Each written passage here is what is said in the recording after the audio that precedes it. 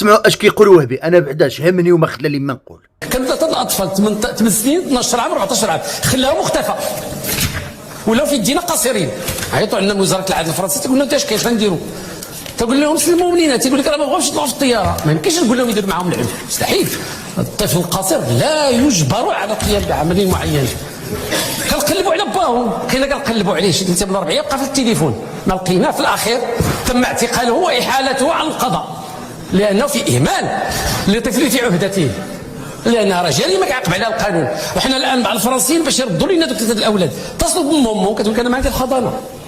فهاد المنطق ديال خلي ولادك في الخارج راه ما بقاتش مقبوله، راه غنجيبوهم وغندخلوا من المغرب، وحتى الاطفال غير المرافقين اللي مغاربه نحن التزمنا كحكومه باش نجيبوهم وغنجيبوهم، ما يبقى حد في الخارج. حنا عندنا مسؤوليتنا تجاه اطفالنا. ايوا يا وزير العدل، راه الا هادوك اللي في فرنسا ولادك وضربتك عليهم النفس وباغي تردهم لعندك لهنا، علاش ما ضربتكش النفس على الاطفال المتشردين في الشوارع اللي كنضلوا نشوفوهم مليوحين؟ علاش ما ضربتكش النفس على الاطفال اللي كيستعملوهم في التسول وكاينين الالاف في شوارع المغرب؟